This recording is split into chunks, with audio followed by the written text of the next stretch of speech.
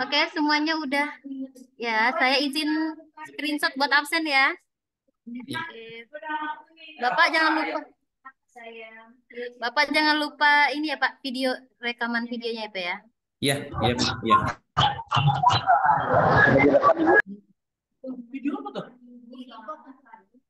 Ih.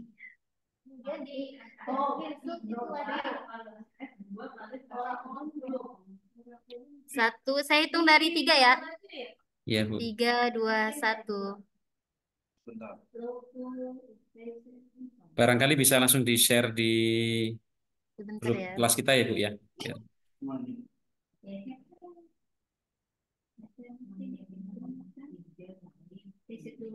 Oke, saya pengambilannya 304 ya Pak. Nanti berarti dilebihin Pak ya.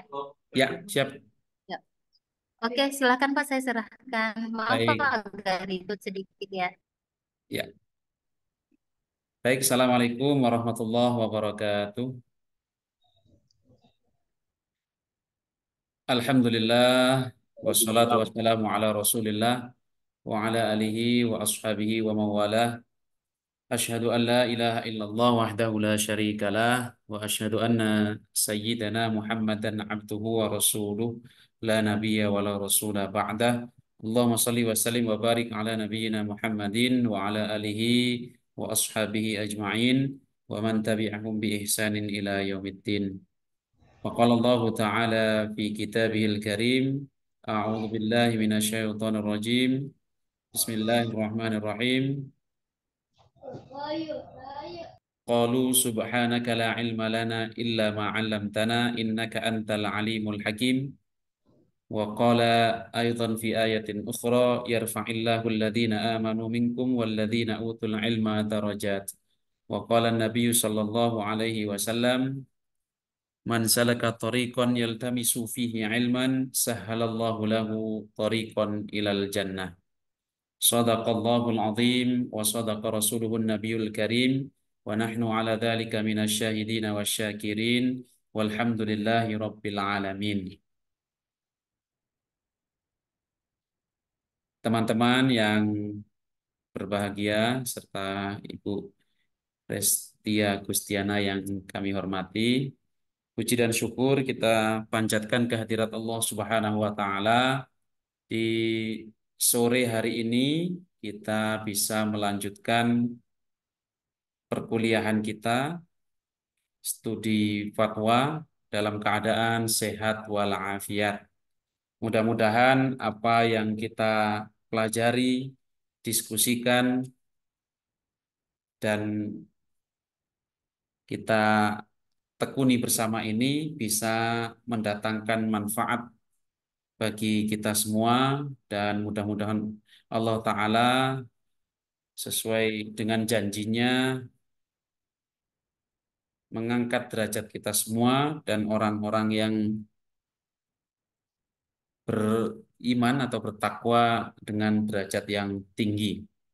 Salawat beriringan salam sama-sama kita sampai haturkan keharibaan Nabi besar Muhammad sallallahu alaihi wasallam biqauli Allahumma salli ala sayyidina Muhammad wa ala ali sayyidina Muhammad. Assalamu alayka ya Rasulullah.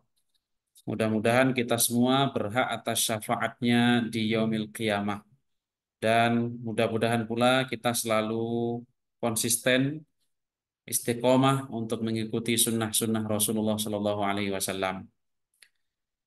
Barangkali sudah pernah saya sampaikan di pertemuan yang lalu bahwa tatkala Sayyidah Aisyah radhiyallahu anha ditanya tentang kepribadian Rasulullah Sallallahu Alaihi Wasallam, Sayyidatuna Aisyah menjawab kana khuluquhul Quran, bahwa Rasulullah Shallallahu Alaihi Wasallam akhlaknya itu adalah akhlak Al-Quran. Sehingga kalau kita ingin mengetahui dan memahami bagaimana implementasi Al-Quran dalam kehidupan manusia, maka Rasulullah Shallallahu Alaihi Wasallam adalah contoh yang paling nyata yang bisa kita jadikan teladan dan petunjuk dalam rangka mengamalkan Al-Quran dalam kehidupan kita sehari-hari.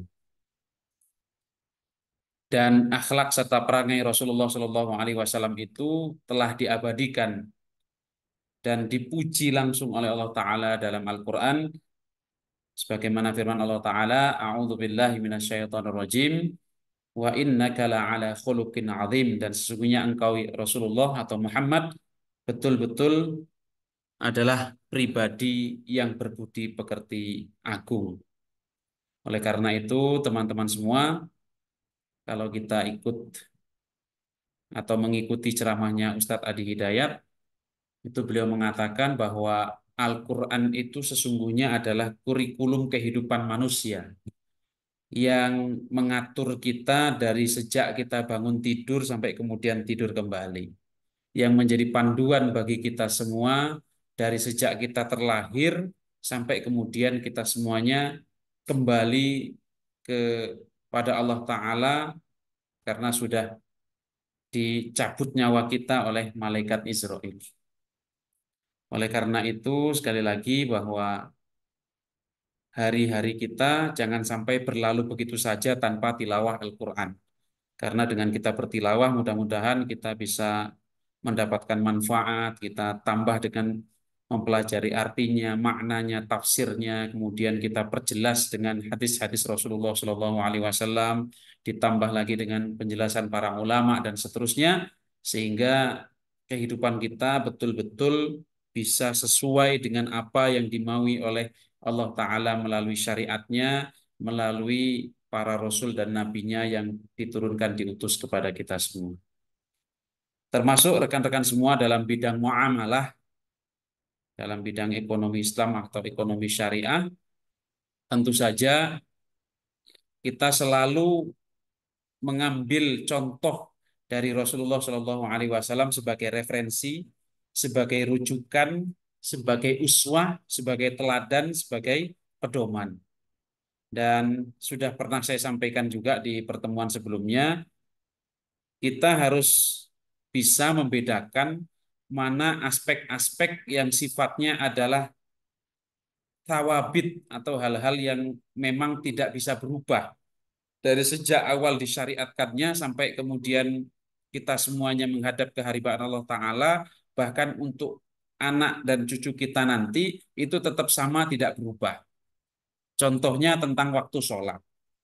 Waktu sholat itu sudah ditetapkan melalui petunjuk Quran dan Sunnah itu dalam satu hari satu malam 5 waktu. Kemudian jumlah atau bilangan rokaatnya juga sudah ditentukan secara rigid. Maghrib 3 rakaat, subuh 2 rakaat, dan seterusnya. Itu termasuk minat thawabit atau hal-hal yang tetap, yang statis, yang tidak mungkin berubah. Karena sifatnya adalah tauqifi, jadi petunjuk langsung dari yang di atas.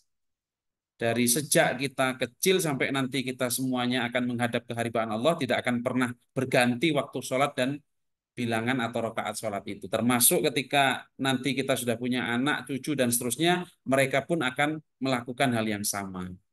Nanti ada hal-hal lain yang disebut dengan minal mutaghayyirat atau hal-hal yang sifatnya dinamis, yang bisa berubah, yang bisa mengikuti perkembangan zaman, yang bisa mengikuti dinamika perubahan sosial dan lain sebagainya. Nah, oleh karena itu, kalau dalam hal ibadah mahdhah itu dikenal kaidah al-aslu fil ibadah, yang dimaksud ibadah di situ adalah ibadah yang mahdhah, yang memang ibadahnya itu terperinci, kemudian sifat dari ibadahnya itu memang wajib dan bentuk pola prosedur dan tata caranya memang langsung ditunjukkan oleh Allah Ta'ala melalui Quran dan Sunnah baginda Rasulullah SAW, maka itu tidak bisa diubah, tidak bisa diistihati, tapi memang betul-betul sudah demikian adanya. Sehingga al-aslu fil ibadah al-haram atau at-tahrim. Jadi asal atau hukum dasar atau norma awal dari ibadah itu adalah haram, kecuali ada perintahnya. Jadi kenapa kemudian kita sholat? Karena ada perintahnya. Kita tidak boleh kemudian menambah rakaat sholat dari 3 rakaat sholat maghrib karena kita merasa kurang sehingga kemudian kita tambah menjadi 5 rakaat misalnya. Ini justru menyalahi syariat. Kalau kita ingin menambah bilangan rakaat sholat itu ada tata caranya. Itu ditambah dengan sholat sunnah. Baik itu qobliyah, ba'diyah, atau ada sholat namanya sholat sunnah awabin yang 6 rakaat itu setelah sholat maghrib, atau sholat sunnah mutlak dan lain sebagainya. Tetapi untuk bilangan ibadah mahdhahnya, sholat maghribnya, tentu saja itu adalah hal yang tidak mungkin berubah. Itu dari sejak awal disyariatkannya sampai nanti datangnya hari kiamat ya akan seperti itu.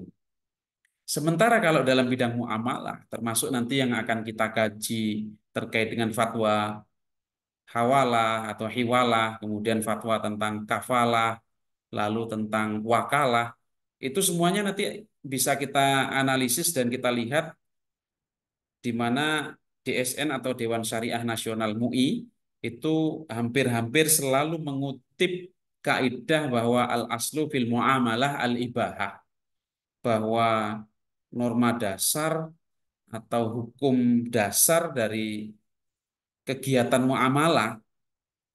Muamalah itu kan berarti hubungan sosial ya antara kita dengan orang lain, jual beli, kemudian pengalihan hutang, kemudian jaminan hutang, kemudian garansi, asuransi dan lain sebagainya, itu hukum dasarnya adalah al-ibahah, atau boleh, atau bisa dilakukan hatta yadullat dalil ala tahrimiha, sampai ada dalil yang tegas yang menghukumi bahwa sesuatu itu haram.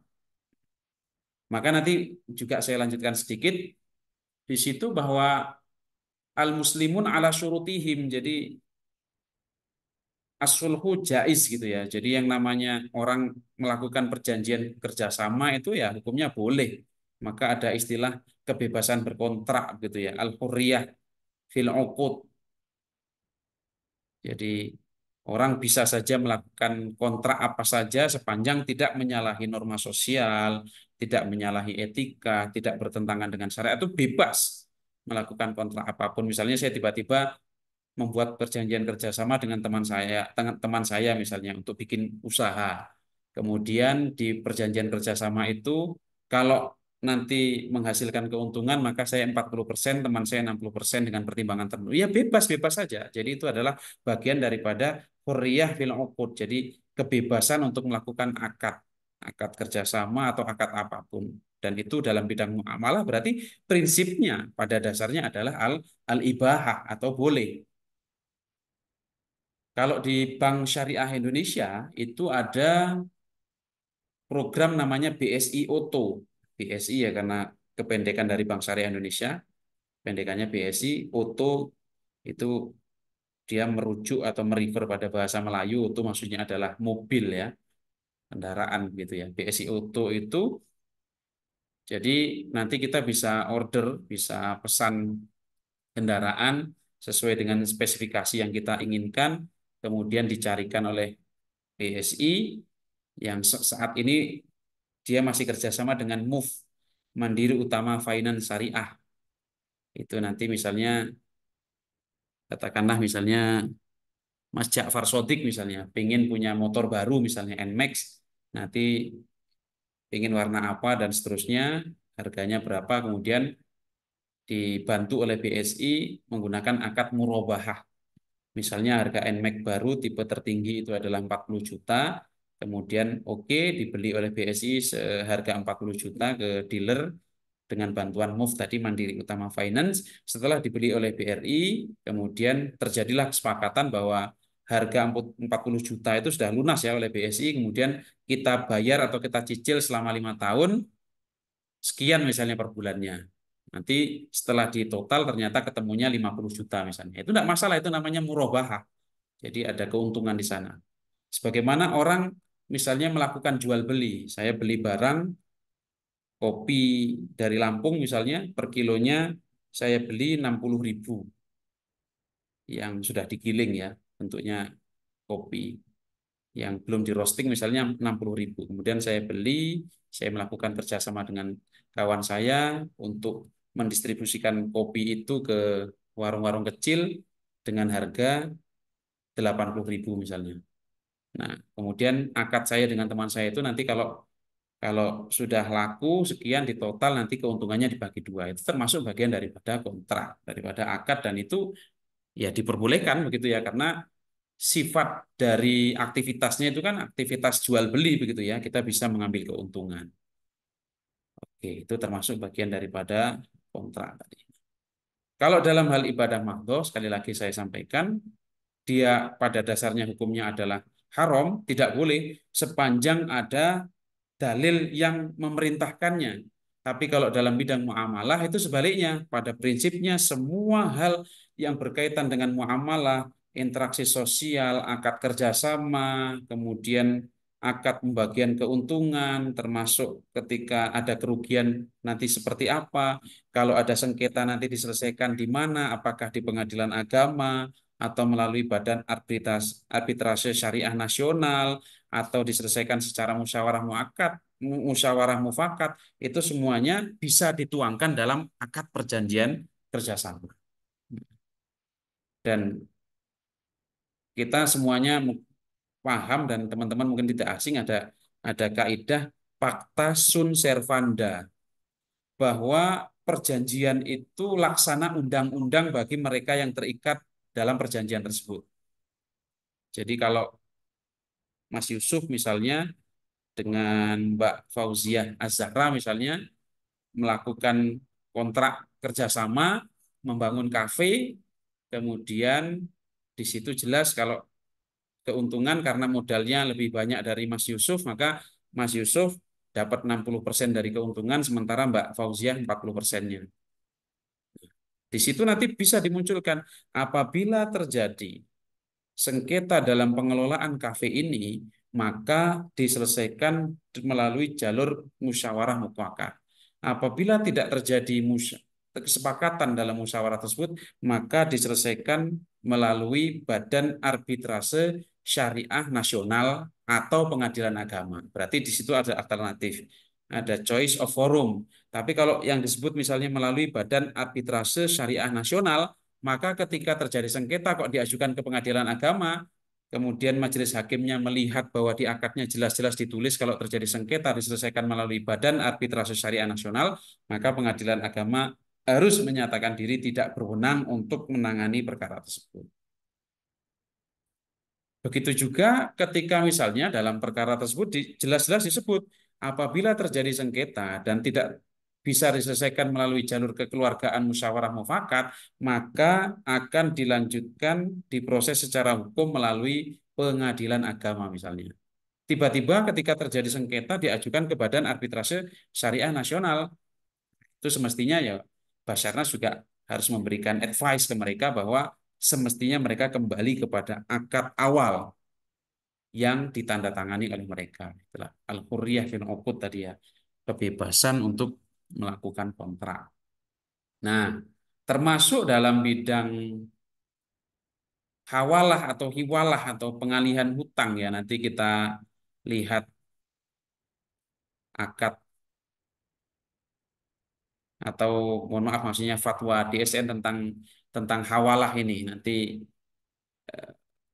rationingnya apa, kemudian definisinya seperti apa, kemudian kalau terjadi sengketa kemana harus diselesaikan dan seterusnya, termasuk kemudian tentang wakalah ini ya. Wakalah ini kan berarti orang mewakilkan kepada orang lain untuk menyelesaikan urusannya, sederhananya seperti itu. Kemudian kafalah itu berarti menanggung, tanggungan gitu ya.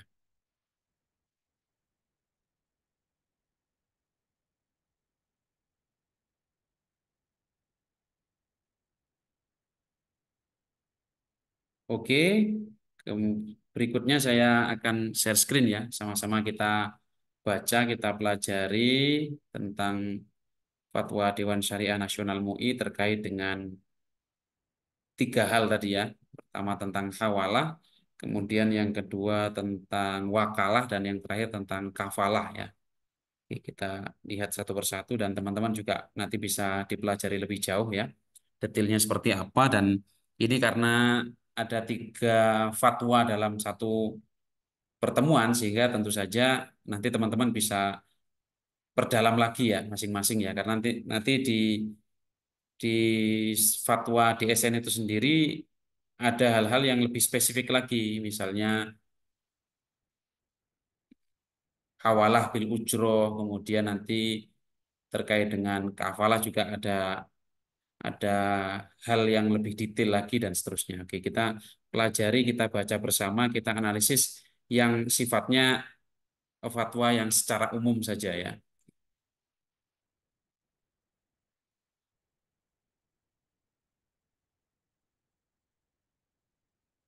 Oke, yang pertama tentang hawal.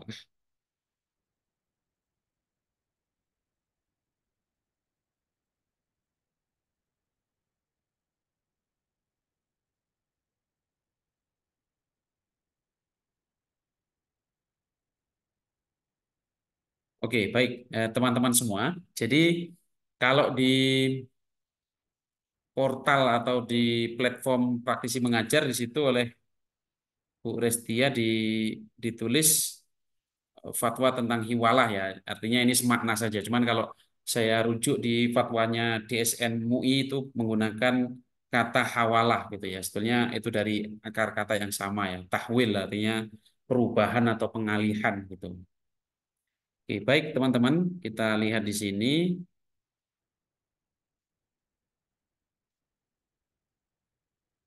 Oke, ini fatwa tahun 2000 ya. Oke. Kalau terkait dengan putusan pengadilan agama, itu nanti di bagian atasnya itu ada nomor putusannya, putusan nomor sekian, hmm, demi keadilan berdasarkan demi keadilan berdasarkan ketuhanan yang Maha Esa, Pengadilan Agama Soreang yang memeriksa dan mengadili perkara apa dan seterusnya, pihaknya siapa-siapa, kemudian ada duduk perkaranya, pertimbangan hukumnya, amarnya dan seterusnya. Nah, ini kalau kalau format fatwa DSN.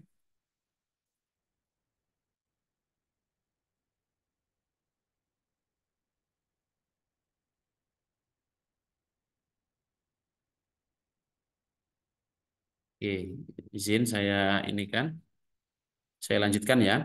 Jadi kalau formatnya DSN atau fatwa DSN ini fatwa Dewan Syariah Nasional nomor 12 garis miring DSN strip MUI garis miring 4 garis miring 2000 ya tentang hawalah. Bismillahirrahmanirrahim di sini.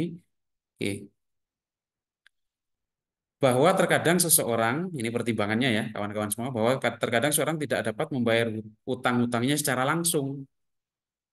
Karena itu ia boleh memindahkan penagihannya kepada orang lain yang dalam hukum Islam disebut dengan hawalah, yaitu akad pengalihan hutang dari satu pihak yang berhutang kepada pihak lain yang wajib menanggung atau membayarnya.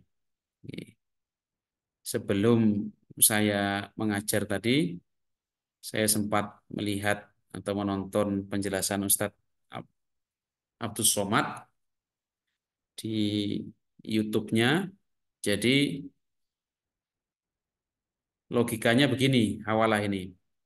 Si A misalnya, katakanlah misalnya A-nya ini kita sebut aja misalnya Ahmad ya.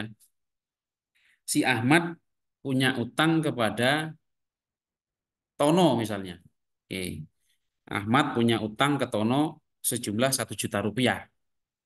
Nah, kemudian tiba waktunya si Ahmad ini harus membayar kepada Tono hutangnya tersebut. Jatuh tempo lah ceritanya begitu. Ternyata si Ahmad ini tidak punya uang untuk membayarnya, tetapi dia ingat bahwa di 1 tahun yang lalu itu kita pakai Farhan katakanlah begitu ya. Farhan pernah punya hutang ke Ahmad dengan nilai yang sama. Nah, berarti di sini Ahmad punya hutang ke Tono 1 juta, tetapi di sisi lain Ahmad juga berpiutang atau pernah menghutangi atau ada orang juga yang pernah hutang ke Ahmad sejumlah 1 juta yaitu namanya Farhan tadi. Nah, sehingga kemudian terjadilah di situ hawalah. Jadi kata Ahmad kepada Tono, Tono, ini nanti untuk utangku nanti yang akan membayari adalah Farhan karena dia punya hutang ke saya dan belum dikembalikan dan dia daripada harus mengembalikan ke saya, nanti saya ujung-ujungnya akan membayar juga ke kamu, maka nanti Farhan yang akan langsung membayar ke saudara, ke Tono. Dan itu atas persetujuan Farhan juga. Nah, dalam hal ini maka sudah terjadi hawalah sesungguhnya, pengalihan hutang gitu ya, dari Ahmad yang punya hutang ke Tono, kemudian semestinya yang berkewajiban untuk membayar hutang ya tentu saja Ahmad, karena Ahmad inilah yang berhutang ke Tono. Tapi karena Ahmad ini berpiutang atau ada pihak lain yang juga pernah berhutang ke Ahmad, yaitu Farhan dalam contoh kasus ini, maka kemudian dialihkan kewajiban Ahmad untuk membayar kepada Tono tersebut kepada Farhan. Nah, kalau saya lihat atau saya perhatikan tadi analisis dari Ustadz Abdul Somad, itu yang harus berhati-hati sesungguhnya dalam hal ini adalah Tono. Karena kalau Tono tidak berhati-hati ya nanti akhirnya justru Tono tidak mendapatkan haknya. Gitu. Tono juga harus memastikan bahwa betul Farhan itu memang punya hutang kepada Ahmad, sehingga ada jaminan, ada kepastian bahwa Farhan itu nanti membayar hutangnya Ahmad tadi kepada Tono. Oke, kita lanjutkan. Poin B, bahwa akad hawalah saat ini bisa dilakukan oleh LKS atau Lembaga Keuangan Syariah ya.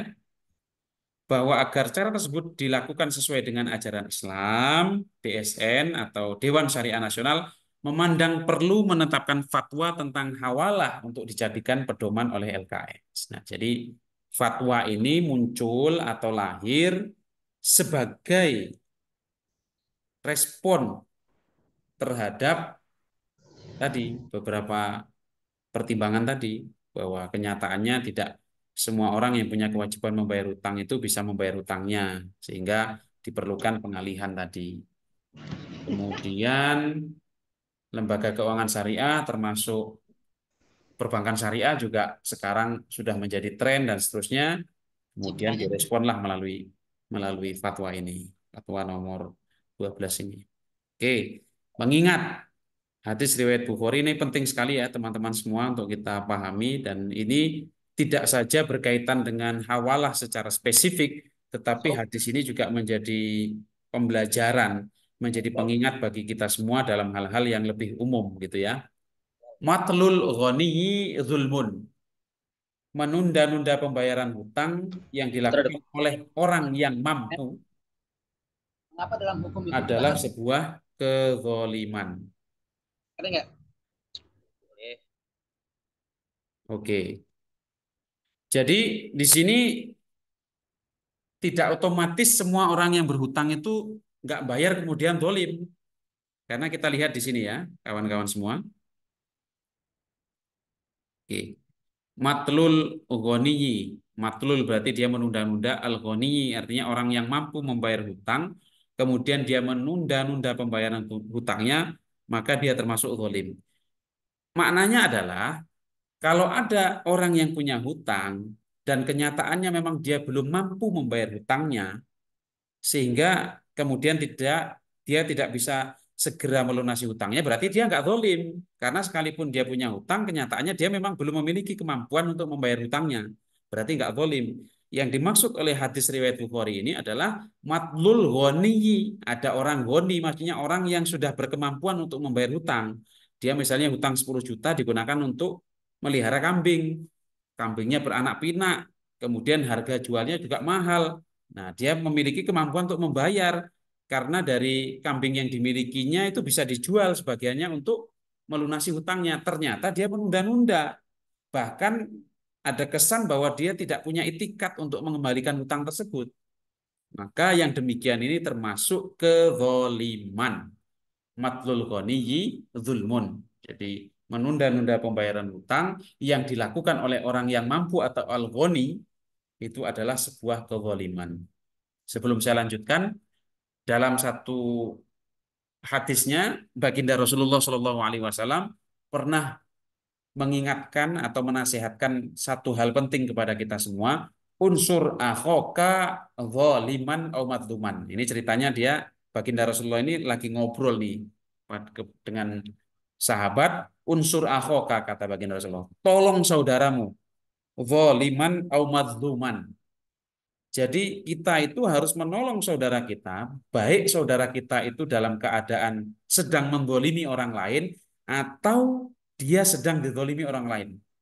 Jadi kita punya saudara sesama muslim, dia zalim, kita harus tolong dia. Dia dizalimi oleh orang lain, kita juga harus tolong.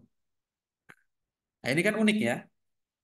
Jadi ketika itu salah seorang sahabat bertanya, "Ya Rasulullah, bahwa kami sudah menolong saudara kami yang terzalimi." Jadi misalnya orang dianiaya, ditolong supaya kemudian dia terbebas dari penganiayaan.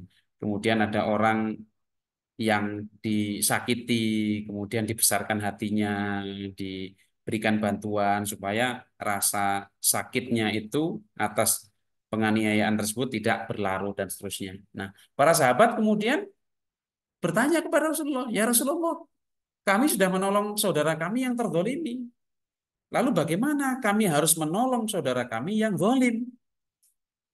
Mestinya kan kalau orang yang zalim kan ya nggak perlu ditolong, ya cukup cukup diberikan peringatan saja. Kemudian apa sabda baginda Rasulullah SAW? Cara menolong orang yang zalim dari kezalimannya itu adalah taruddu an zulmih.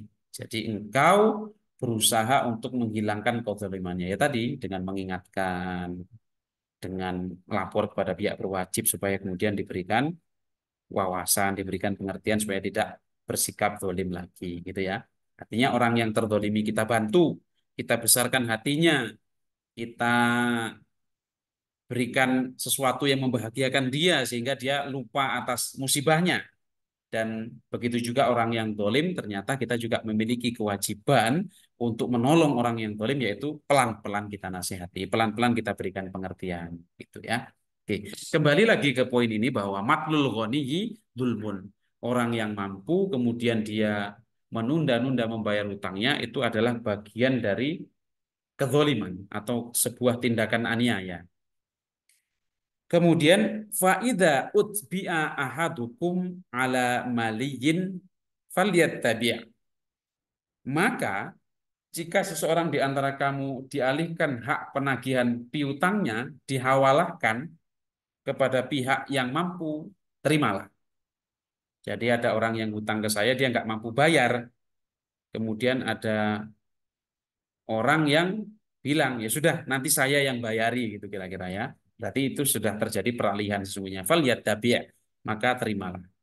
Oke, ini yang saya sampaikan di awal tadi, teman-teman yang berbahagia. Ini untuk teman-teman ya, karena ini juga jam-jam rawan ngantuk ya. Silakan saja kalau sambil ngopi atau ngeteh atau sambil makan camilan apa gitu ya. Silahkan aja ya, supaya nyaman belajarnya. Oke,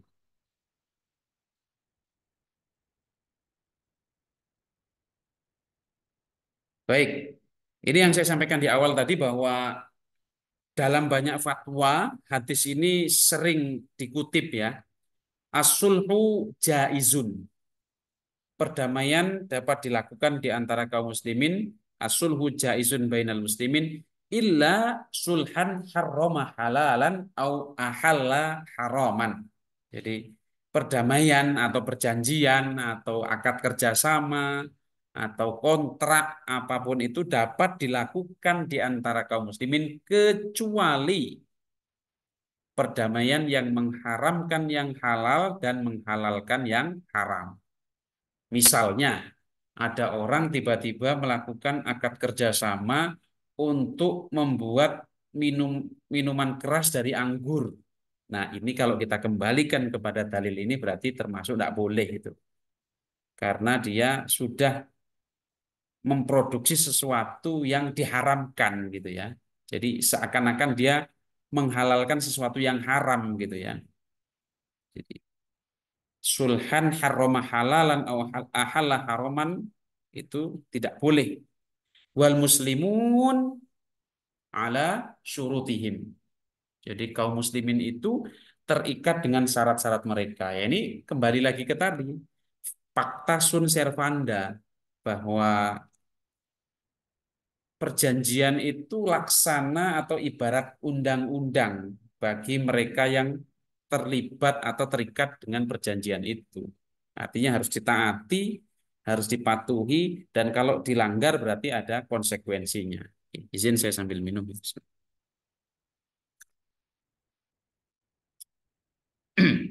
Saya lanjut. Wal muslimun ala syurutihim illa syarton harrama halalan au ahalla haraman. Ini sama kayak yang di atas tadi. Kemudian poin yang ditulis dalam fatwa ini yaitu mengingat ijma para ulama sepakat atas kebolehan akad hiwalah. Jadi teman-teman semua dalam bidang fikih itu ada hal-hal yang nanti nanti sifatnya ijma para ulama baik membolehkannya atau mengharamkannya. Ada yang kemudian terjadi perbedaan pendapat. Misalnya terkait asuransi itu ada yang membolehkan, ada yang tidak. Terkait bunga bank itu ada yang membolehkan, ada yang mengharamkan, ada yang kalau bisa dihindari begitu ya. Kalau bagi mereka yang membolehkan menggunakan logika bahwa ya bunga bank itu kan tetap ada prosedurnya, kemudian tidak semua orang bisa memanfaatkan pinjaman bank, kemudian kalau dulu orang yang nggak mampu kemudian terjerat riba sehingga justru dia semakin repot, semakin sulit hidupnya. Sementara kalau orang hutang di bank itu kan justru orang yang mampu, memiliki kemampuan untuk membayar, yang sudah bekerja secara tetap, punya jaminan dan lain sebagainya. Yaitu khilafiyah ya. Artinya ada hal-hal yang sifatnya muttafaq alaih, artinya sudah disepakati, ijma ulama, tidak ada perbedaan pendapat. Kewajiban sholat 5 waktu itu tidak terjadi perbedaan pendapat. Jadi sama-sama semua ulama mengatakan itu wajib gitu. Tapi kalau dalam bidang muamalah itu nanti ada perbedaan pendapat, ada khilafiyah. Jadi ada muttafaq alaih, ada hal-hal yang sifatnya mukhtalaf fih, artinya ada ada perbedaan pendapat di sana. Artinya kalau ada 10 orang, tidak 10-10-nya mengatakan itu boleh. Mungkin 3 di antaranya mengatakan perlu ditinjau ulang. 2 di antaranya mengatakan itu tidak boleh. Atau bahkan 1 di antaranya mengatakan itu haram. Itu berarti tidak terjadi ijma gitu ya. Nah, sementara dalam akad hawalah ini prinsip dasarnya ulama sepakat, ijma gitu ya. Kemudian ada kaidah fikih yang saya sampaikan di awal juga tadi, dan nanti di bagian wakalah dan kafalah sepertinya juga ini dikutip kaidah ini.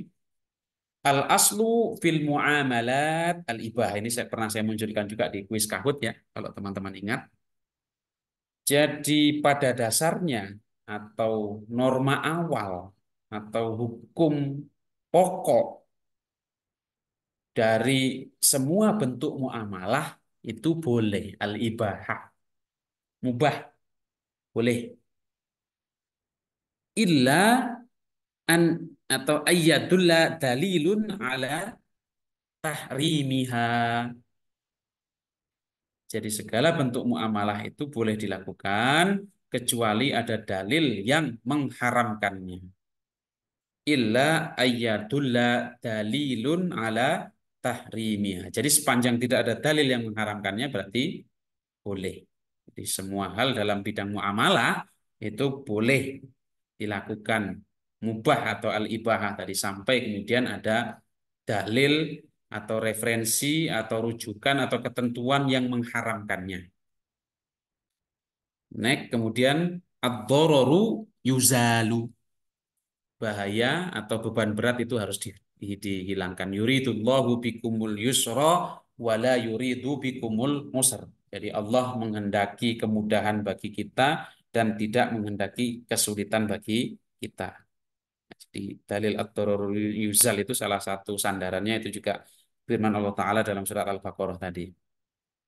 Kemudian memperhatikan pendapat peserta rapat pleno Dewan Syariah Nasional pada hari Kamis 8 Muharram 1421 Hijriah memutuskan fatwa tentang hawalah.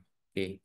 Supaya interaktif ya, Mas Bagas Bondan boleh di unmute.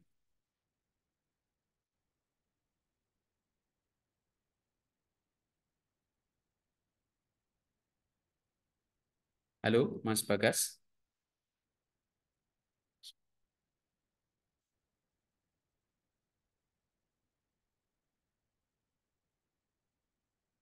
Atau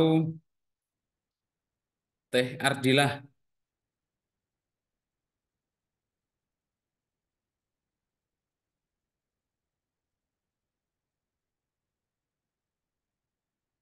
Atau Dila, Dila silakan. Mohon di Iya, Pak. Kenapa, Pak? Oh ya, bantu saya untuk baca ini, Mbak ya. Yang ini rukun hawalah ini, Oh, rukun hawalah ya, Pak. yang bagian satu ya. Oke. Rukun hawalah adalah muhil, yakni orang yang berutang dan sekaligus berpiutang. Muhal atau muhtal, yakni orang berpiutang kepada muhil. Mm-mm. Muhal alaih, mana? Muhal alaih, yakni orang yang berutang kepada muhil dan wajib membayar utang kepada muhtal. Muhal ih, yakni utang muhil kepada muhtal dan sighat. Udah, Pak. Sigot, iya, sigot ijab Oh, kabul sigot. ini. Oh, Oke, sigot. ini memang agak rumit ya, tapi insya Allah mudah ini kalau kalau teman-teman mengikuti penjelasan saya di awal tadi ya. Jadi maksudnya begini, katakanlah di sini yang menjadi muhil itu Mbak Dila. Jadi muhil itu adalah orang yang berhutang dan sekaligus berpiutang. Nah, tadi contoh saya. Katakanlah Mbak Dila itu punya hutang ke Mas Bagas 1 juta. Tetapi Mbak Dila juga punya piutang ke Mas Ja'far dengan nilai yang sama, katakanlah begitu sederhananya. Sama-sama 1 juta. Jadi Mbak Dila punya hutang ke Mas Bagas 1 juta, tetapi di sisi lain Mbak Dila punya piutang atau pernah menghutangi Mas Ja'far 1 juta. Nah, berarti posisi Mbak Dila ini dalam hal ini sebagai muhil, orang yang berhutang, berarti karena punya hutang ke Mas Bagas, sekaligus berpiutang, punya piutang ke Mas Ja'far. Nah, itu jadi muhil itu adalah orang dengan dua status. Dia punya hutang ke satu pihak, tetapi di sisi lain dia pernah menghutangi orang lain, sehingga dia posisinya sebagai orang yang berpiutang, gitu ya.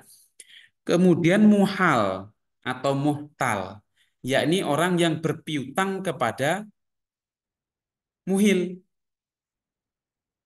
Nah, berarti tadi orang yang berpiutang kepada muhil itu berarti Mas Bagas tadi.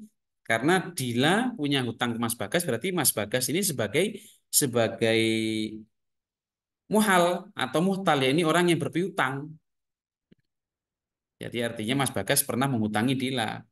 Kemudian di sini ada muhal alaih. Muhal alaih adalah orang yang berhutang, berarti Mas Ja'far tadi karena punya hutang ke Dila. Oke. Kemudian iya, dan wajib membayar hutang kepada muhtal karena orang yang berhutang kan berarti wajib bayar ke Dila. Nah, ini terjadilah hawalah. Jadi kata Mbak Dila ke Mas Bagas, nanti utangku yang 1 juta ke kamu itu nanti yang bayar Ja'far karena Ja'far punya hutang ke aku kebetulan belum dikembalikan dan dia setuju nanti daripada ribet harus transfer ke saya, akhirnya saya transfer ke saudara Bagas, maka langsung nanti oke Mas Bagas menyetujui dan sudah konfirmasi ke Mas Ja'far bahwa betul Ja'far punya tanggungan hutang 1 juta ke Dila. Oke. Kemudian muhalbih yaitu hutang muhil kepada muhtal ya yang 1 juta tadi dan sigot yaitu tadi dengan adanya pembicaraan tadi terjadi kesepakatan ijab kabul. Oke, dilanjut yang poin 2, Mbak Dila. Poin 2, pernyataan ijab kabul dan pernyataan ijab dan kabul harus dinyatakan oleh para pihak untuk menunjukkan kehendak mereka dalam mengadakan kontrak atau akad. Ya, saya kira sudah jelas ya. Jadi ada kejelasan ijab dan kabul artinya saya mengalihkan hutangku kepadamu kepada si fulan dan si fulan juga menyatakan persetujuannya dan seterusnya.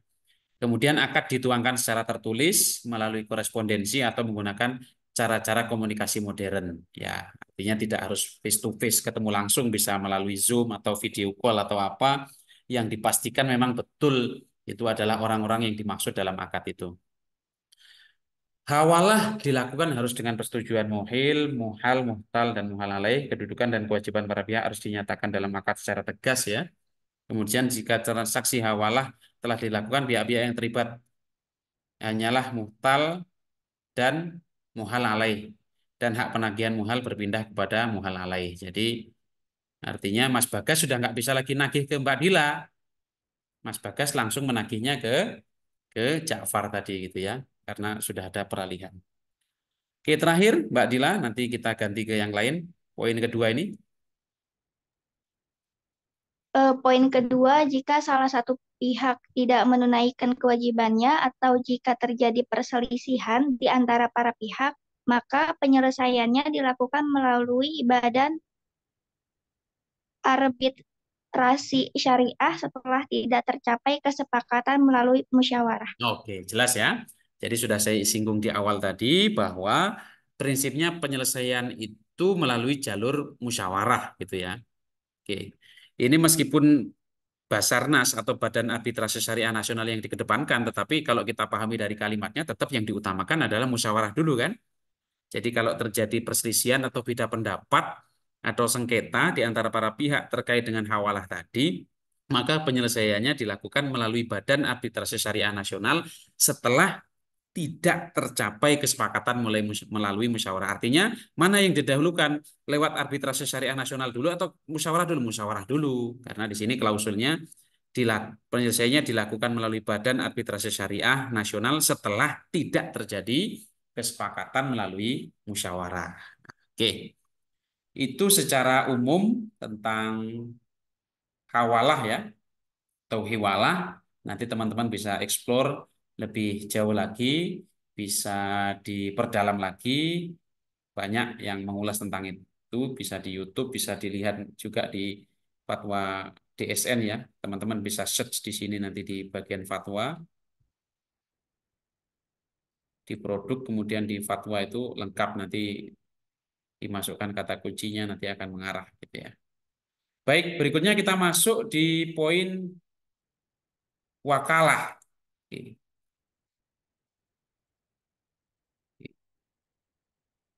Kalau tadi hawalah itu fatwa nomor 12 tahun 2000, wakalah ini fatwa nomor 10 tahun 2000. Berarti fatwa tentang wakalah dulu baru kemudian hawalah.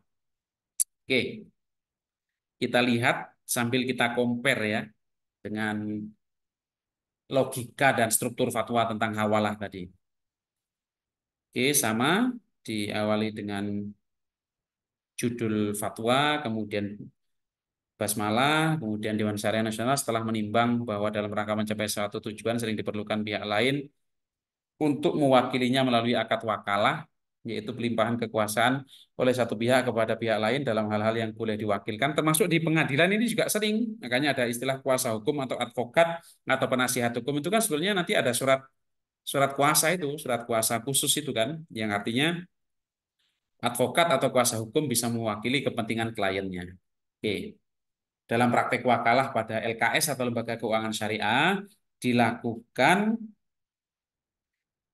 sebagai salah satu bentuk pelayanan jasa perbankan kepada nasabah, bahwa agar praktek wakalah tersebut dilakukan sesuai dengan ajaran Islam, DSN memandang perlu menetapkan fatwa tentang wakalah. Ini hampir sama ya dengan logika di hawalah tadi, bahwa supaya hawalah itu sesuai dengan prinsip syariah, maka ditetapkan fatwa. Supaya wakalah ini sesuai dengan prinsip syariah, maka ditetapkanlah fatwa tentang wakalah ini. Oke, mengingat firman Allah Ta'ala dalam surat Al-Kahfi,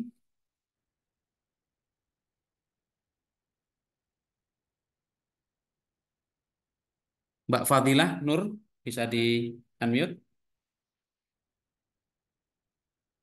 Oh, yang Ardilah Ar-Rahman tadi Mas ya. Punten saya keliru tadi. Atau Mas Ardilah Ar-Rahman boleh di unmute? Iya, Pak. Ya, Pak. coba dibaca yang ayat ini Mas. Oke. A'udzu billahi minasyaitonir rajim. Bismillahirrahmanirrahim. Wa kadzalika ba'atnahum. Enggak jelas. Enggak jelas soalnya. Wa Nggak jelas. kadzalika Sebentar, ba'atnahum. saya besarkan. Baik, siapa? Oke. Oh, nggak bisa besar lagi ya. Mas, ini ya pakai HP ya? Iya, pakai HP, Pak. Coba. Mungkin yang Ini nih agak lebih besar nih. Coba. Oke. Oh, sama ya. Bismillah. Atau buka buka ini Quran surat Al-Kahfi ayat 19. Oke, baik. Bentar, Pak. Surah Al-Kahfi ayat 19.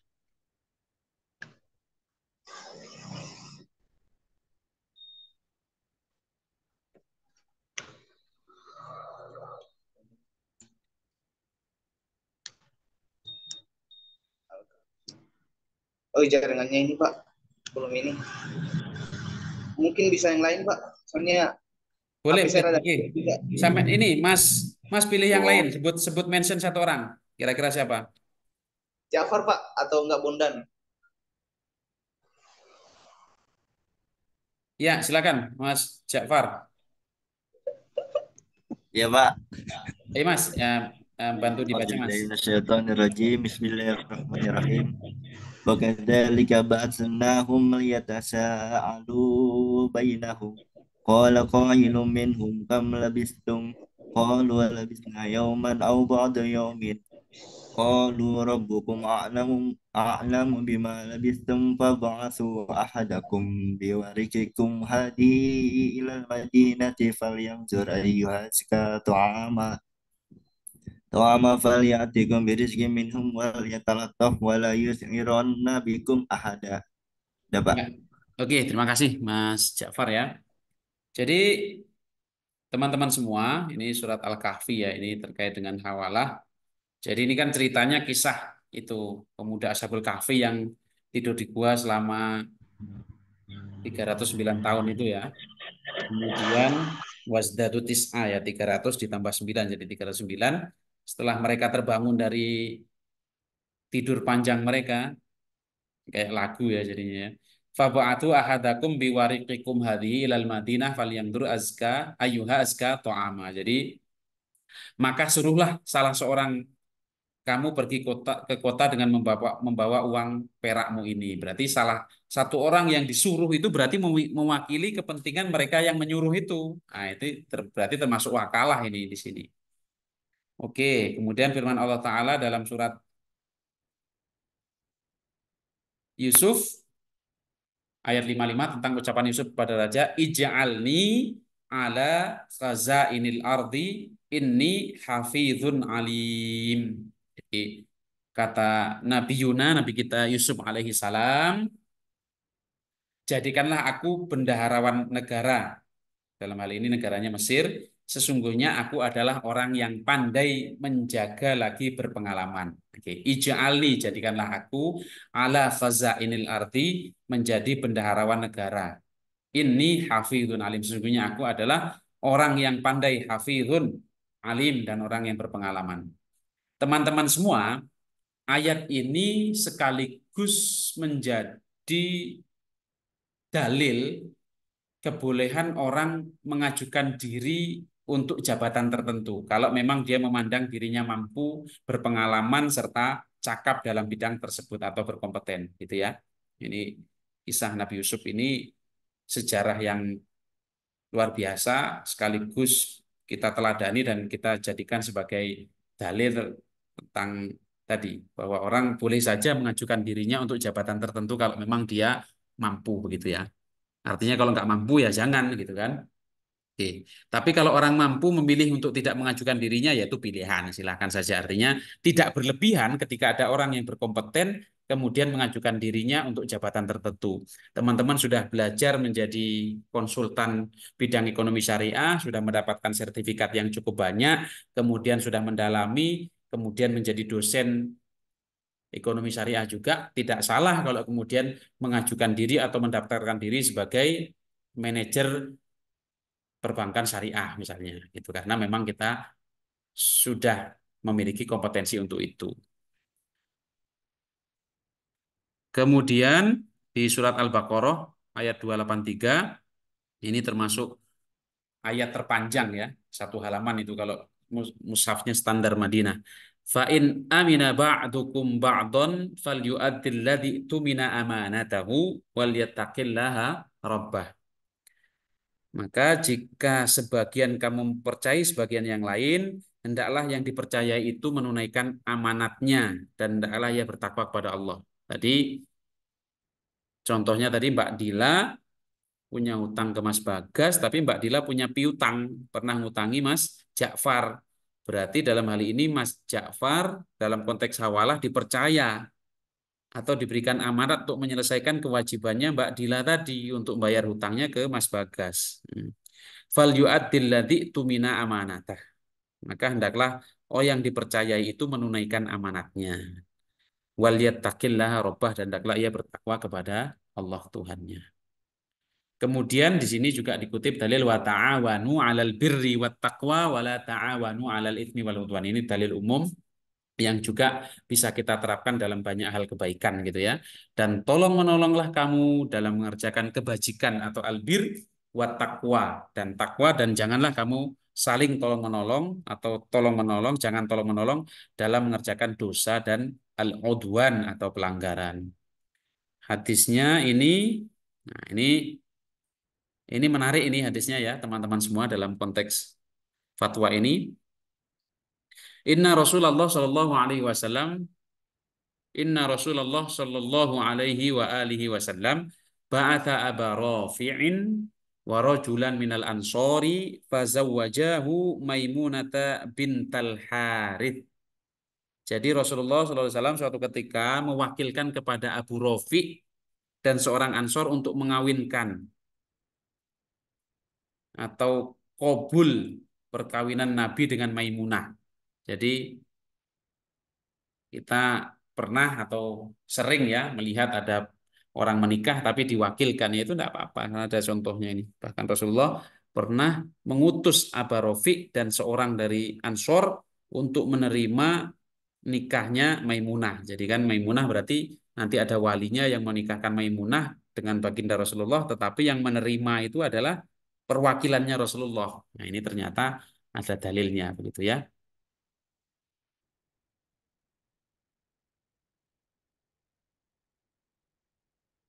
Nah, ini bagian ini agak cukup panjang, cuman di bagian akhirnya ini penting untuk menjadi pelajaran bagi kita semua.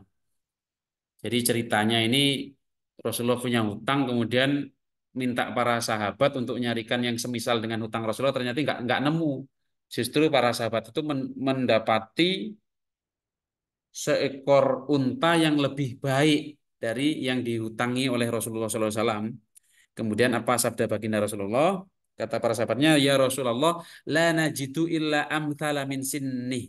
Jadi kami tidak mendapatkannya kecuali yang lebih tua. Berarti kan lebih mahal mestinya kan, lebih tua kan? Dagingnya lebih banyak, kulitnya lebih tebal. Kemudian Rasulullah kemudian mengatakan, berikanlah kepada saya. Faqala a'tuhu.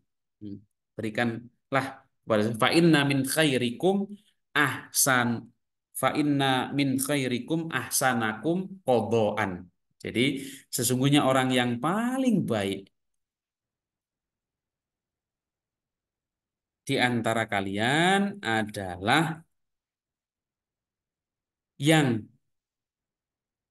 sesungguhnya orang yang paling baik di antara kalian adalah orang yang paling baik dalam membayar hutang, maksudnya qadaan ini ya. Jadi kalau saya punya hutang ke adik saya 100.000, 1 tahun kemudian saya kembalikan dengan nominal yang sama, ya nggak masalah gitu ya, namanya hutang piutang. Justru kalau jarronaf'an ada kelebihannya dan itu dipersyaratkan, itu bisa menjadi riba kan begitu ya. Tetapi karena saya sebagai kakak kandung adik saya kemudian melihat bahwa adik saya sudah berbaik hati tidak menagih hutangnya sampai kemudian 1 tahun, akhirnya saya tambahi atas inisiatif saya tanpa syarat yang disepakati di awal, kemudian saya tambahi 50.000 misalnya. Saya minjam tahun lalu 100.000, tahun ini saya kembalikan 150. Nah, itu bukan riba. Jadi kelebihan itu diperbolehkan. Nah, kita justru termasuk orang yang mengamalkan sabda Nabi besar Muhammad SAW, fa inna min khairikum ahsanakum qadaan. Sebaik-baik kalian adalah orang yang paling baik dalam membayar. Atau tidak harus dalam hutang piutang, bisa jadi dalam meminjam kendaraan misalnya. Saya minjam kendaraan teman saya, posisinya kendaraannya kotor. Kemudian saya pinjam kendaraan tersebut, saya gunakan, saya manfaatkan, saya isi bensin, saya lebihi, kemudian sebelum saya kembalikan, saya bawa ke cucian mobil, car wash, kemudian saya cuci, baru saya kembalikan. Nah, ini termasuk implementasi dari sabda ini. Yang paling baik di antara kalian ya yang paling baik dalam membayar, dalam mengembalikan tadi kan barang pinjaman, berarti kita sudah merasa berterima kasih, kita tambahi bensinnya, awalnya kita pinjam mungkin hanya 2 strip bensinnya, ketika kita kembalikan karena sudah kita pakai sekian jam misalnya menjadi 5 strip, kemudian yang awalnya kotor kita pinjam justru kita kembalikan dalam keadaan bersih, sudah dibawa ke cucian mobil. Kemudian, nah ini sebagaimana yang saya singgung di awal tadi beberapa kali ya. Ini hadis ini juga dikutip asul hujaizun bainal muslimin illa sulhan harrama halalan au ahalla haraman wal muslimun ala syurutihim illa syarton harrama halalan au ahalla haraman.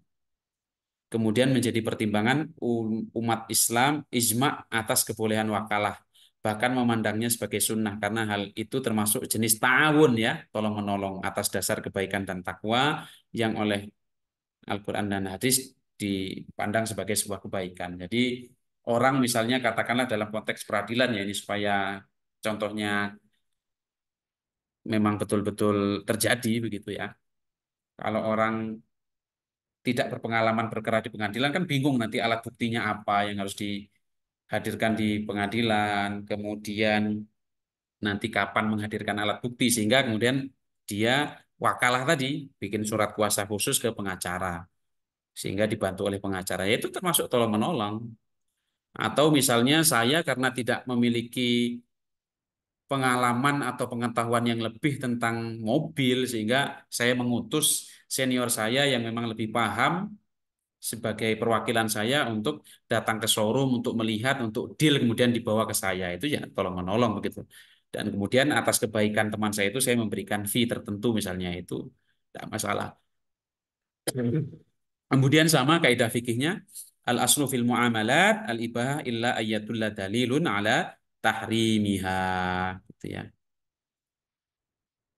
Oke. Mas Naufal Nizar boleh di unmute.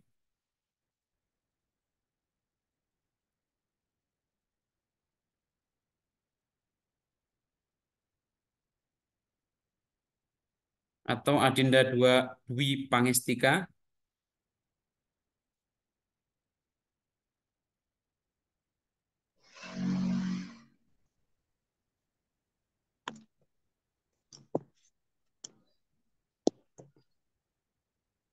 Silakan.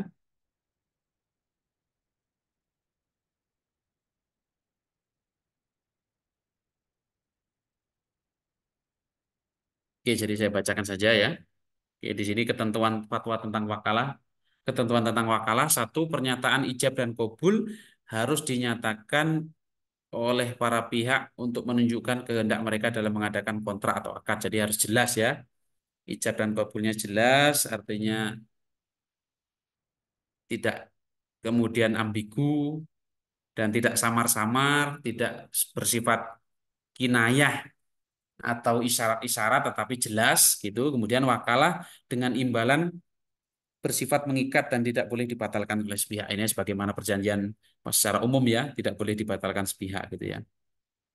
Rukun dan syarat wakalah di sini syarat-syarat muwakil atau orang yang mewakilkan, pemilik sah yang dapat bertindak terhadap sesuatu yang diwakilkan.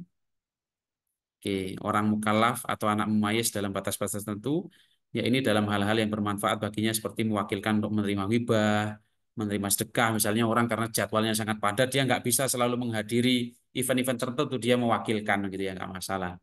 Kemudian syarat-syarat wakil atau yang mewakili cakap hukum. Jadi kalau saya mewakilkan untuk menerima hadiah, ya saya nggak boleh kepada sembarang orang, misalnya anak usia 10 tahun saya suruh mewakili, padahal di sana banyak pejabat penting, tentu saja tidak proporsional ya. Yang cakap hukum dapat mengerjakan tugas yang diwakilkan kepadanya, wakil adalah orang yang diberi amanat, dan seterusnya. Kemudian hal-hal yang diwakilkan diketahui dengan jelas oleh orang yang mewakili. Jadi apa kepentingannya itu sudah jelas, tidak ibaratnya membeli kucing dalam karung. Nanti wakili saya ya apa caranya nggak jelas, kemudian kepentingannya apa. Jadi orang bingung kan, tidak bertentangan dengan syariat Islam. Misalnya ada orang minta diwakili tapi untuk menghadiri pesta, mohon maaf ya, pesta minuman keras, ya itu berarti tidak tidak masuk kriteria wakalah yang diperbolehkan, itu masalah ini. Karena itu bertentangan dengan syariat Islam dan dapat diwakilkan menurut syariat Islam dan seterusnya. Oke, kemudian di poin terakhir, jika salah satu pihak tidak menunaikan kewajibannya atau jika terjadi perselisihan atau kalau dalam bahasa lain itu terjadi beda pendapat di antara para pihak, maka penyelesaiannya dilakukan melalui badan arbitrase syariah setelah tidak tercapai kesepakatan melalui musyawarah. Ini saya kira kurang lebih sama ya dengan poin terakhir di fatwa hawalah tadi. Jadi kalau tidak terjadi kesepakatan dalam musyawarah, maka diselesaikan melalui badan arbitrase syariah. Kalau di dua fatwa ini kita lihat penyebutannya badan arbitrasi syariah. Tapi kalau kita lihat di websitenya dan akun officialnya itu sebenarnya Badan Arbitrase Syariah Nasional atau biasa disingkat dengan Basarnas. Oke. Itu terkait dengan hawalah dan wakalah, dan yang terakhir kita pelajari, kita bahas, kita diskusikan bersama terkait dengan kafalah.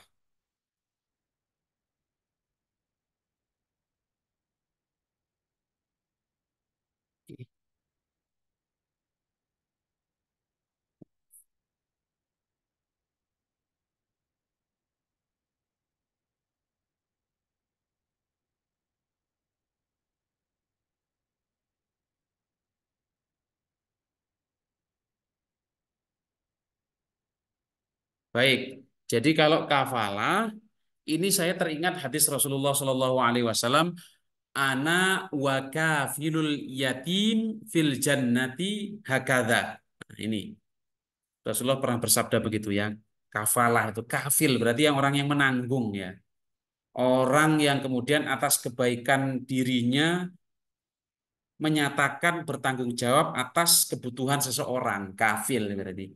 Jadi kalau ada anak yatim berarti dia tidak punya bapak atau bahkan tidak punya bapak dan ibu yatim piatu, kemudian keluarga yang lainnya juga jauh, sehingga ada orang atau donatur yang berbaik hati untuk menanggung kepentingannya, baik untuk living cost-nya, untuk pendidikannya, untuk kesehatannya, dan seterusnya. Kemudian Rasulullah bersabda, ana, kata Rasulullah, saya, wakafil yatim, dan orang yang mau menanggung kebutuhan anak yatim, fil jannati hakadha. Jadi kedudukan orang-orang yang menanggung anak yatim atau ngurusi anak yatim, punya panti asuhan itu dengan Rasulullah di akhirat nanti sangat dekat sekali, hakadha ini. Antara jari telunjuk dan jari tengah.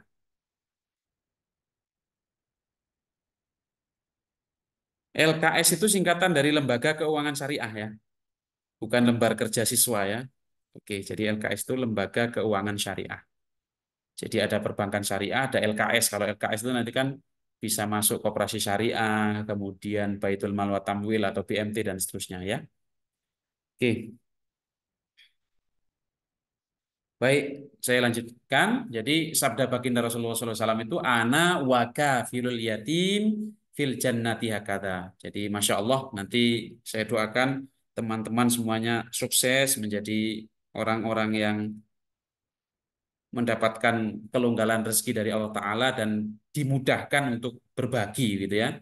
Kalau ada orang yang kurang mampu, anak-anak yatim, kalau kita tidak bisa menanggung semuanya ya, paling tidak kita sisihkan sebagian rezeki kita untuk membahagiakan mereka. Dan luar biasa kalau kita bisa menanggung secara kontinu, sebagaimana sabda baginda Rasulullah, ana wa kafilul yatim fil jannati hakadha gitu ya, saking dekatnya, betapa luar biasanya keutamaan orang-orang yang mengurusi, yang mau berbaik hati, yang mau membahagiakan anak-anak yatim. Baik, izin saya minum dulu. Bismillah.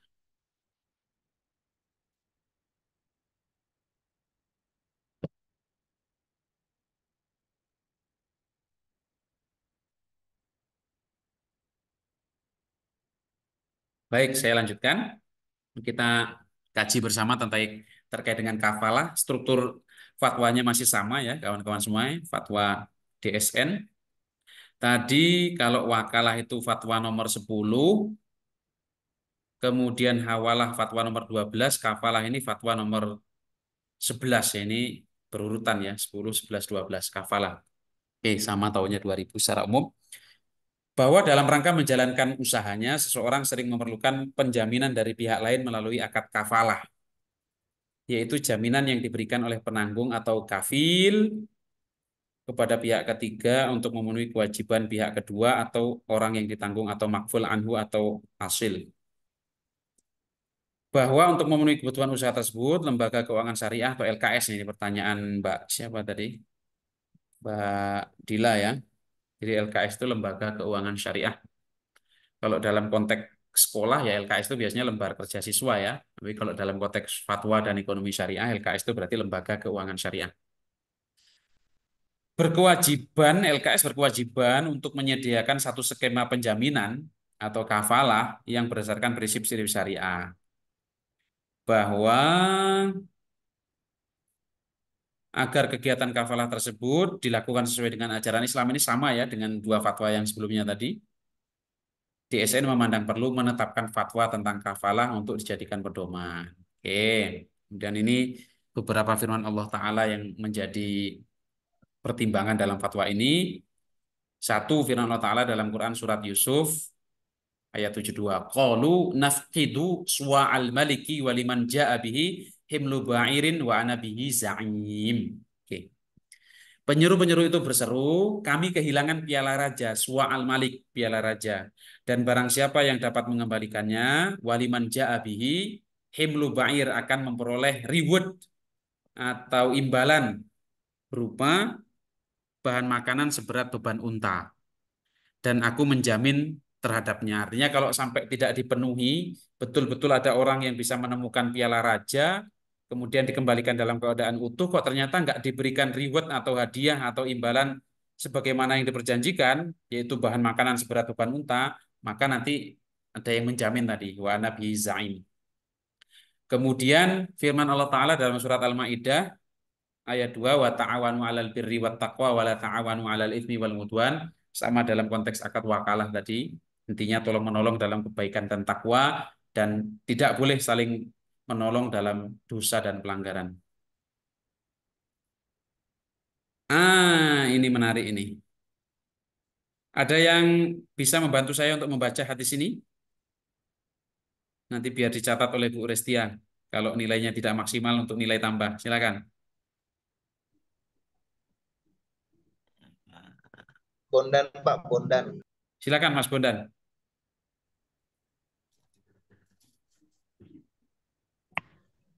Kenapa, Pak?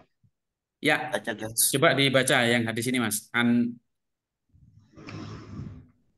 Salmah ini. An Salmah bin Uku. An Nabi Sallallahu Alaihi Wasallam Atia bijana jatil liyusol sini liyusolliya alaiha faqala hal alaihi mingdain Mindain ya, hutang ya. Terus qalu la fasalla alaihi umma atia bukan atia, utia itu dhammah itu, utia. kecil Pak tulisannya. Oh ya, sorry ya. Oke, Iya, sebentar Pak. saya besarkan ya. Coba Iya, Pak. saya besarkan. Ya. Oke, lebih besar ini ya. Iya, Pak. Utia bijana jatin ukhra faqala hal alaihi mingdain. Qalu na'am. Qala sallu ala sahibikum. Qala Abu Qatadah alayya dainuhu ya Rasulullah fasalla alaihi. Oke, cukup ya. Terima kasih Mas ya. Jadi ini luar biasa ini hadis ini sekaligus ini menjadi pengingat bagi kita semua ya betapa perlunya kita memperhatikan hutang. Jadi jangan asal hutang dan kalau sudah punya kemampuan membayar segera dibayar karena nanti kalau orang meninggal masih menyisakan hutang itu sampai-sampai baginda Rasulullah nggak mau mensolati ini. Jadi telah dihadapkan kepada Rasulullah seorang jenazah laki-laki untuk disolatkan. Ini sudah siap ini untuk disolatkan. Kemudian Rasulullah SAW bertanya, apakah dia punya hutang? Sahabat menjawab, tidak. Maka beliau mensolatkannya. Gitu ya. Kemudian di kesempatan yang lain dihadapkan oleh jenazah lain. Rasulullah pun bertanya, apakah ia apakah ia mempunyai hutang? Sahabat menjawab, iya. Rasulullah berkata, Sallu ala sahibikum. Kalau begitu kalian saja yang mensolatkan. Nah, kira-kira begitu. Kemudian majulah Abu Qatadah. Abu Qatadah berkata, Alayya dainuhu. Saya menjamin hutangnya ya Rasulullah. Nah, kemudian apa kata Rasulullah? Fasalla alaih. Maka Rasulullah pun mensolatkan jenazah tersebut. Oke, berarti dalam hal ini Abu Qatadah berstatus sebagai kafil atau orang yang menanggung hutangnya mayit tadi. Hmm. Jadi ini pesan hadis ini luar biasa. Betapa kemudian Rasulullah ingin ingin memberikan pemahaman kepada kita bahwa tidak boleh main-main dengan hutang. Pastikan kalau kita ditinggal oleh jenazah itu yang harus diberesi hutang-hutangan, jangan dibagi dulu warisnya kecuali hutang-hutangnya sudah tuntas, biaya perawatan jenazahnya sudah beres, biaya pemakamannya kalau memang berbayar sudah dilunasi, kira-kira begitu. Karena di sini Rasulullah tadi mengajarkan satu hal, nggak mau nyolati, tetapi pesan lainnya dari sini adalah Rasulullah itu sebetulnya sedang memberikan memberikan penyemangat kepada para sahabatnya, siapa yang mau berbaik hati dengan jenazah tadi supaya Rasulullah mau mensolatinya, sehingga datanglah Abu Qatadah, alayya dainuhu, ini urusan saya ini ya Rasulullah, utangnya saya beresi ya Rasulullah. Kemudian Rasulullah baru mau mensolati. Ini kalau teman-teman pernah mendengar ceramahnya Gus Baha ya, yang viral ya, Haji Bahauddin Nur Salim dari Narukan Rembang itu. Kalau ceritanya Gus Baha, ini versi lainnya hadisnya ini lebih panjang lagi. Jadi di beberapa hari kemudian Rasulullah bertemu Qatadah, ya Qatadah sudah kau tunaikan belum utangnya? Karena saya melihat bahwa jenazahnya itu masih belum belum istilahnya belum tenang gitu ya. Nah, masih disiksa bahkan begitu ya. Kata Qatadah, iya belum ya Rasulullah. Ya, kalau begitu segera tunaikan gitu ya. Akhirnya setelah dibayar baru ya tidak ada berita lagi dari Rasulullah, berarti sudah aman gitu ya, sudah urusan utangnya sudah beres gitu kan. Oke, jadi ya dalam hal ini Qatadah, Abu Qatadah itu sebagai kafil atau orang yang menanggung, sementara almarhum atau si mayit tadi sebagai orang yang ditanggung, makful gitu ya. Oke.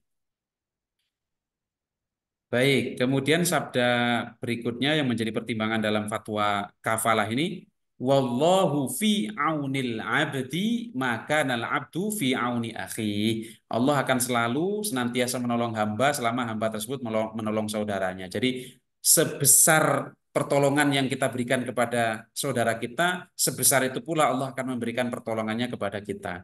Kalau kita hanya sibuk mengurusi diri kita sendiri, maka Allah Ta'ala yang akan mengurusi urusan orang lain.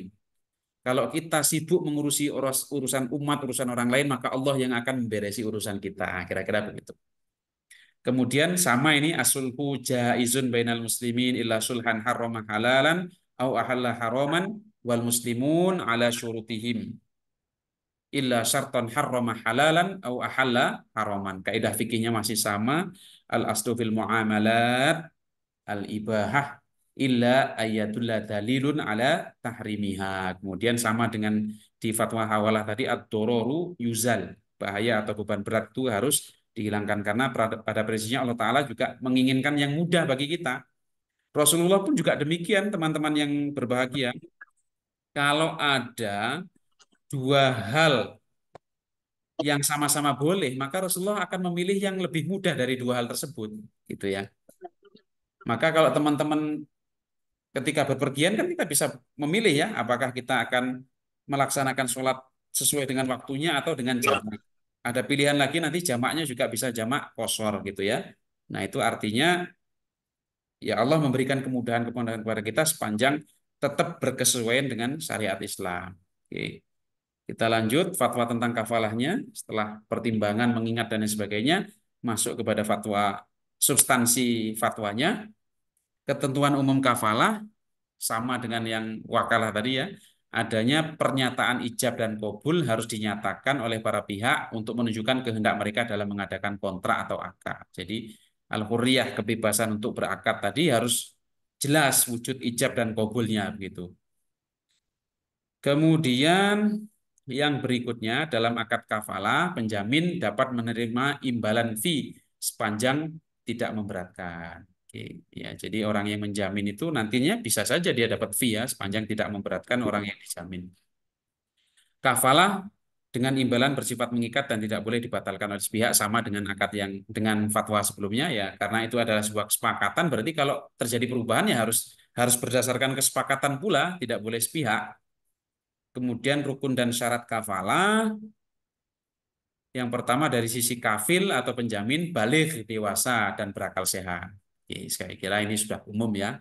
Kemudian B berhak penuh untuk melakukan tindakan hukum dalam urusan hartanya dan rela ridho dengan tanggungan kafalah tersebut. Jadi dia betul-betul secara maksimal bisa melakukan tindakan hukum dalam urusan hartanya dan rela dengan tanggungan kafalah tersebut. Kemudian orang yang berutang atau asil atau makful anhu yang ditanggung berarti sanggup menyerahkan tanggungannya piutang kepada penjamin, dikenal oleh orang penjamin. Jadi ya betul-betul orang yang memang sudah dikenal dengan baik sehingga meminimalisir terjadinya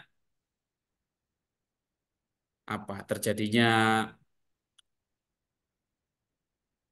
ketidaksesuaian dengan akad gitu ya. Kalau orangnya sudah dikenal kan enak kira-kira. Kalau terjadi sesuatu bisa dibicarakan baik-baik melalui musyawarah mufakat. Kemudian berikutnya syarat orang yang berpiutang atau makful lahu diketahui identitasnya dapat hadir pada waktu akad dan atau memberikan kuasa, kemudian berakal sehat. Objek penjaminan makful fihi merupakan tanggungan pihak orang yang berhutang dan seterusnya. Kemudian yang terakhir ini juga kurang lebih sama ya. Jika salah satu pihak tidak menunaikan kewajibannya atau jika terjadi perselisihan di antara para pihak, maka penyelesaiannya dilakukan melalui badan arbitrase syariah setelah tidak tercapai kesepakatan melalui musyawarah. Saya misalnya punya hutang nggak mampu bayar, ada orang yang berbaik hati kepada saya yang menanggung, nanti saya bayari semuanya. Oke, kepada orang yang saya hutangi. Sudah terjadi akad, kesepakatan, ternyata di kemudian hari tidak dipenuhi oleh yang orang penjamin tadi, oleh kafil. Kemudian tidak bisa diselesaikan secara musyawarah, ya berarti sesuai dengan fatwa ini, maka prinsipnya penyelesaiannya melalui badan arbitrase syariah nasional. Dan kawan-kawan semua nanti teknis atau prosedur beracara di Badan Arbitrase Syariah Nasional seperti apa itu bisa dilihat di websitenya Basarnas. Termasuk kalau teman-teman nanti karena sudah mendalami bidang ekonomi syariah atau ekonomi Islam berminat menjadi arbiter syariah juga bisa nanti ikut sertifikasinya kemudian masuk ke lembaga Basarnas tadi Badan Arbitrase Syariah Nasional. Oke. Coba kita lihat karena Basarnas ini sering di-mention ya di Fatwa MUI, kita coba lihat websitenya supaya teman-teman punya gambaran untuk mengisi 5 menit ke depan ini. Basarnas. Kebetulan saya di semester ini mengajar mata kuliah arbitrase dan alternatif dispute resolution atau alternatif penyelesaian sengketa di jurusan Hukum Ekonomi Syariah Fakultas Agama Islam Universitas Muhammadiyah Purwokerto. Jadi ya ternyata relate juga dengan mata kuliah yang saya ampu bersama teman-teman ini terkait studi fatwa ya. Oke. Oke, teman-teman semua nanti bisa dikulik ya websitenya basarnas.org.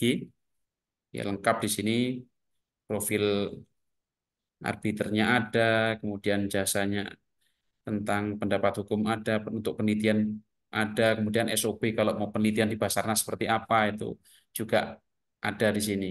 Kemudian juga beberapa hal yang terkait dengan Basarnas lengkap dan nanti bisa teman-teman lihat juga di Instagramnya, ada juga Instagramnya Basarnas ya. Tapi jangan keliru ya, harus pakai Y. Kalau pakai Y Basarnas berarti Badan Arbitrase Syariah Nasional. Kalau Basarnas tanpa Y itu Badan Search and Rescue ya, untuk pertolongan kalau ada bencana, musibah dan lain-lain. Oke. Misalnya kita lihat misalnya ini daftar arbiternya ya. Daftar arbiter dalam bidang bisnis dan perdagangan syariah. Oke, di situ lengkap ya teman-teman semua. Ada Profesor Zainal Arifin Hussein, kemudian ada Profesor Jaim Mubarok dari UIN Sunan Gunung Jati Bandung, kemudian ada Prof Amin Suma dari UIN Syarif Hidayatullah Jakarta dan seterusnya ini. Sudah diklasifikasikan berdasarkan spesifikasi dan keahliannya. Kemudian di bawahnya nanti ada terkait bidang koperasi syariah, perbankan syariah, asuransi syariah, pasar modal syariah dan fintech syariah, dan seterusnya. Oke, nanti kalau ada hal yang ingin ditanyakan terkait Basarnas bisa hubungi kami ini, ngelink ke WhatsApp ini mestinya. Oke, jadi itu secara umum tentang hawalah, kemudian wakalah, lalu kafalah, dan sudah kita bahas sekilas juga tentang Basarnas karena Basarnas ini sering dimention oleh fatwa MUI dan prinsipnya titik poinnya atau titik temunya dari beberapa fatwa yang kita bahas dan analisis bersama tadi teman-teman semua, bahwa fatwa itu muncul lahir karena situasi sosial yang menghendaki lahirnya fatwa, sekaligus juga mengantisipasi kemungkinan-kemungkinan terjadinya perubahan sosial, dan juga hal lain yang menarik dari fatwa tadi bahwa prinsipnya dalam bidang muamalah itu longgar ya, luwes, tidak kaku, tidak rigid, dan seharusnya juga demikian. Sebagai insan akademik itu wawasannya luas, tidak saklek, pendapatnya beragam, toleran, mudah untuk menghargai, bisa menghormati, kemudian tidak sumbu pendek, maksudnya tidak mudah marah karena Islam itu adalah rahmatan lil alamin, berarti Islam itu adalah ramah bukan marah. Orang baik itu mendidik bukan menghardik begitu ya. Dan seterusnya. Kemudian poin lain yang bisa kita petik adalah bahwa pada prinsipnya semua orang itu memiliki kebebasan untuk melakukan kontrak, dan kontrak-kontrak tersebut prinsipnya boleh sepanjang tidak mengharamkan yang halal, tidak menghalalkan yang haram, dan al-muslimun ala syurutihim, bahwa orang-orang Islam itu terikat dengan kontrak-kontrak yang telah dibuatnya sepanjang kontrak itu tidak bertabrakan atau tidak melanggar prinsip-prinsip syariah keislaman. Nah, kira-kira begitu. Kemudian poin yang lain tadi ada kaidah ad-dororu yuzal, bahwa hal yang sukar atau memberatkan itu prinsipnya harus dihilangkan, harus dihindari, karena kembali lagi ke firman Allah Ta'ala, yuridullahu bikumul yusra wala yuridu bikumul usr. Allah menginginkan yang mudah-mudah bagi hambanya, bagi kita semua, dan tidak menginginkan yang sulit. Betapa kemudian Allah memberikan keringanan-keringanan dalam ibadah karena prinsipnya Islam itu mudah, gitu ya. Tapi tentu saja jangan dimudah-mudahkan. Oke. Jadi tetap harus sesuai dengan aturan, sesuai dengan SOP kalau bahasa akademiknya ya, kira-kira begitu. Kemudian poin lain yang bisa kita ambil dari beberapa fatwa tadi, bahwa ketika terjadi sengketa, beda pendapat, ada masalah, maka prinsip dasarnya itu adalah diselesaikan melalui jalur musyawarah. Dan ini bukan hanya dalam bidang muamalah secara ekonomi saja. Ketika teman-teman nanti sudah berkeluarga atau barangkali sudah ada yang berkeluarga juga sama, kalau ada masalah itu bagaimana sebisa mungkin diselesaikan melalui musyawarah, saling terbuka, saling menyampaikan unek-unek kalau bahasa orang Jawanya ya, sehingga nanti ditemukan solusi yang terbaik dari permasalahan yang dihadapi. Baru kalau kemudian tidak terjadi kesepakatan dalam musyawarah itu, tidak ketemu titik penyelesaian yang menguntungkan, ya tadi berarti melalui Badan Arbitrase Syariah Nasional. Nanti di sana diselesaikan oleh arbiter syariah, nanti sifatnya bentuknya adalah putusan, setelah jadi putusan arbitrase nanti didaftarkan ke pengadilan agama melalui kepaniteraan pengadilan agama. Kalau orang yang kalah dalam putusan tersebut tidak mau menjalankan isi putusan secara sukarela, maka nantinya bisa dilakukan permohonan eksekusi ke pengadilan agama. Dan nanti putusan arbitrase itu dalam tahapan tertentu bisa dilakukan pembatalan ya, kalau memang nyata-nyata dalam proses persidangan arbitrasenya menggunakan alat bukti yang palsu, atau kemudian terjadi kekhilafan yang nyata dalam putusannya dan seterusnya. Kira-kira itu. Kemudian yang terakhir, teman-teman semua, tentu saja forum dan diskusi kita ini terbatas, dan artinya forum komunikasi dan tanya jawabnya juga terbatas melalui chat karena waktu juga, dan mudah-mudahan teman-teman selalu bersemangat untuk menggali, untuk mengkaji, untuk mempelajari lebih dalam lagi sehingga tidak terhenti di kelas inspirasi dan kelas kolaborasi melalui praktisi mengajar ini, tapi yang lebih penting dari itu adalah teman-teman punya ghiroh untuk memperdalam lagi, untuk mendiskusikannya lagi, untuk kemudian menganalisisnya lebih jauh lagi. Saya kira itu untuk pertemuan kita di sore hari ini. Mudah-mudahan Allah memberikan petunjuk hidayah dan rahmatnya senantiasa kepada kita semua. Dan insya Allah nanti kita lanjutkan di pertemuan yang akan datang. Kita sudah 3 pertemuan, berarti tersisa 5 pertemuan. Dan insya Allah sebagaimana diskusi saya di grup praktisi dengan Ibu dosen, saya rencanakan ada 1 kali pertemuan offline nanti. Mudah-mudahan cocok waktunya dan teman-teman bisa mengikuti sehingga kita bisa kopi darat ya istilahnya ya, bisa lihat apa wajahnya teman-teman semua yang saya yakin sangat ceria dan penuh dengan semangat, dan mudah-mudahan Allah memberikan kemudahan kepada kita semua. Saya kira itu sama-sama kita akhiri, kita syukuri, kita tutup dengan bacaan hamdalah dan doa kafaratul majlis. Alhamdulillahirabbil alamin. Alhamdulillah.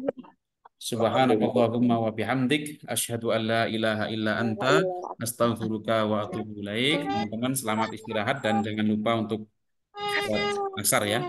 Baik, terakhir Baik, terima kasih Bapak. Silakan di ya. share screen-nya dimati dulu Pak. Iya, Teman-teman silakan videonya dibuka ya. Saya izin screenshot ya Pak ya. Iya Bu, siap. Untuk absen terakhir. Ya. Teman-teman nanti jangan lupa Teman-teman yang lain channel ya. jangan. Oke, semuanya buka video ya. Yusuf, Syasha, Siti Nur Anggita belum?